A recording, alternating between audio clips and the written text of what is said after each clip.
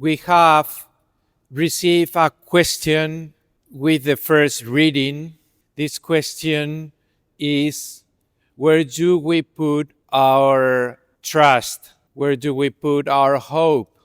We gave an answer to this question with the psalm that we sung. Sometimes we put our trust in things, like, for example, sometimes we put our trust in technology.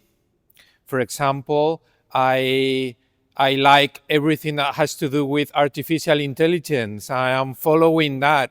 Every day we are discovering new AI models with new features. It is really fascinating. And we can put our trust in these kind of things. We can also put our trust in things like science. Has to do with technology, but a little bit different.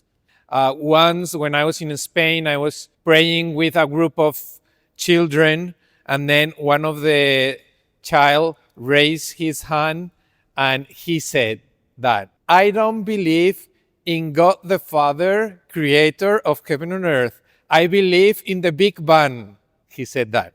And my answer was that one. This children was wearing a white t-shirt and blue trousers. And then I asked these children, are you wearing a white t-shirt or blue trousers? And then he had a short circuit within his mind. And then I asked him again, are you wearing a white t-shirt or blue trousers? And then he was like this. And he answered me, well, I'm wearing a white t-shirt and blue trousers. And then I said, yes, you are right. And my question is wrong, because I cannot say white t-shirt or blue trousers, because it is not this or this. It can be this and this, because you are wearing a white t-shirt and blue trousers. So it's the same as God Father, the Creator, and the Big Bang. We shouldn't put or in the middle, because it has no meaning. It is God, Creator of heaven and earth, and the Big Bang. And I didn't explain that to the child, but the theory of the Big Bang was developed by a man called Georges Lemaitre from Belgium, and he happens to be a Catholic priest. So the theory of the Big Bang was developed by a Catholic priest. So sometimes we put our trust in things, but sometimes we also put our trust in persons. Sometimes we can put our trust in politicians. We hope this man is going to bring us peace. This man is going to bring for us a better economy or whatever. So we put our trust in politicians. Or people who are married, they put their trust on their husband or their wife. So we can put our trust on things, or we can put our trust on people. But we can make us another question. These things or these people, can they answer to the deepest desires and longings of my heart? Can they give me a definitive answer to these desires and longings that I have within my heart? This is also an important question that we should answer. And what I found is that most of the time, we don't spend time thinking about that. For example, this week, I received a couple who came to the church because they wanted to baptize their children. And every time I do that, then I prepare the celebration with them, and I explain to them the celebration of the baptism. And at the beginning of the baptism, the priest makes some questions to the father and the mother.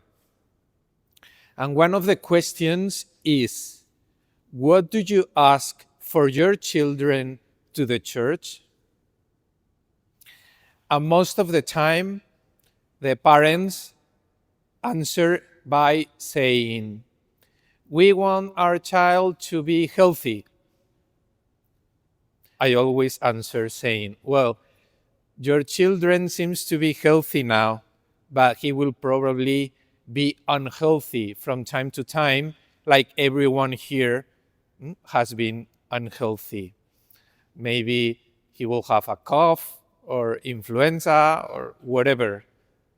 So please ask for something higher. And then they say, well, I asked the church for my children to be a good person. And then I answer by saying, well, your son or your daughter, from time to time, he or she will not be a good person. He will say maybe bad words, or maybe he will do bad things like everyone here has done or has said. So please ask for something higher. So the problem that I face most of the time has to do with that we don't really spend time thinking about what are the deepest desires and longings of our heart. Because when I explain that to the people, then the people say, oh, yes, yes, yes, that's what I want to say.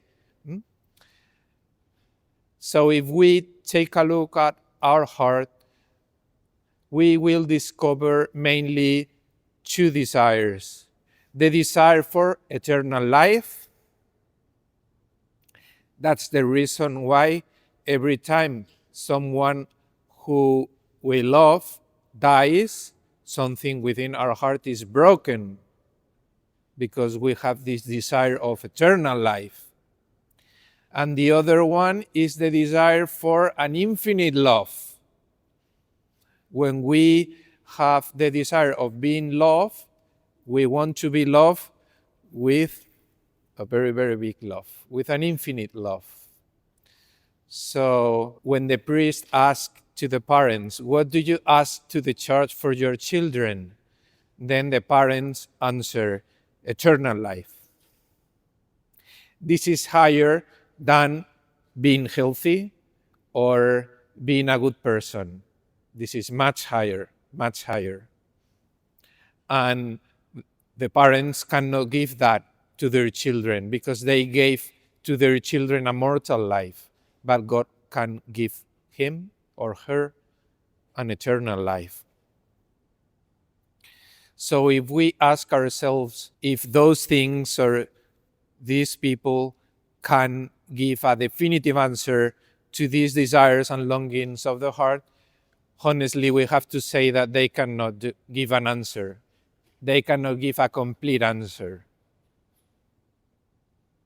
Maybe there will be someone like this child that will raise the hand and will say, well, the science is going to give a definitive answer, because through the science we will be able to live longer and longer and longer. And that thing that has to do with love, this is just to think of electromagnetic fields within the brain and some other substances within the brain that goes that way and that way. Well, this is not a complete and a definitive answer, I think, to those desires of the heart. So that's the reason why we listened in the first reading, blessed are those who put their trust on God, on the Lord. Because Jesus Christ is the only one who can give a complete and a definitive answer to these desires and longings of the heart. He is the only one who can give that answer. And Jesus Christ, in the gospel, we're saying that poor people, people who are weeping, people who are persecuted, are blessed. Why he says that? Well, I think that he's saying that because those people very easily put their trust on God. They put their trust very easily on God. And I'm going to give you an example. I came to Japan 1 year and a half ago. And some people ask me, how long are you going to be here in Japan? And I always answer by saying, I came here without no return ticket. So maybe I will die here. I don't know, only God knows.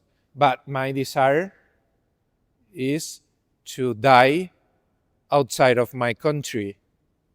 Maybe here, maybe somewhere else, but serving as a priest.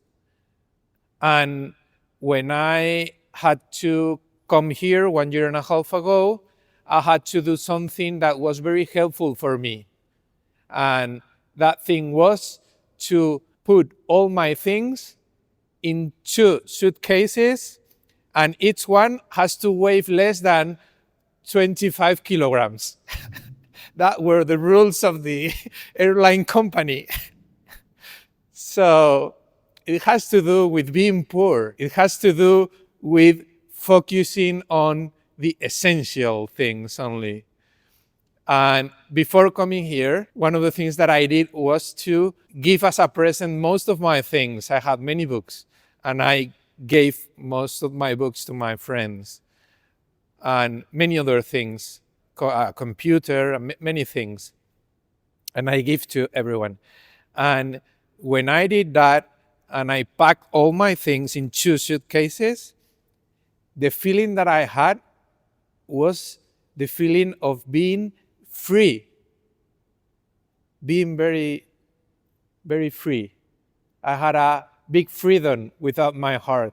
And the reason was that I had only the essential things, just a few clothes to be able to put something on, and the Bible, the book to celebrate the Mass, and the book to pray for the liturgy of the hours. So I was able to focus in the essential things. So I was able to put my trust on God, being poor, through this path that I choose of being a missionary here in Japan. So that's it.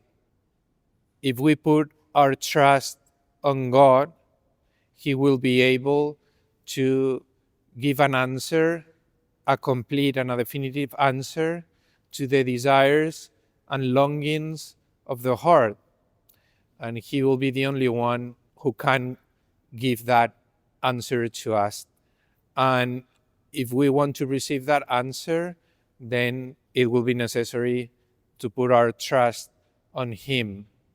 And to do that, from time to time, it is good like to get rid of the unnecessary things, to be focused on the essential things.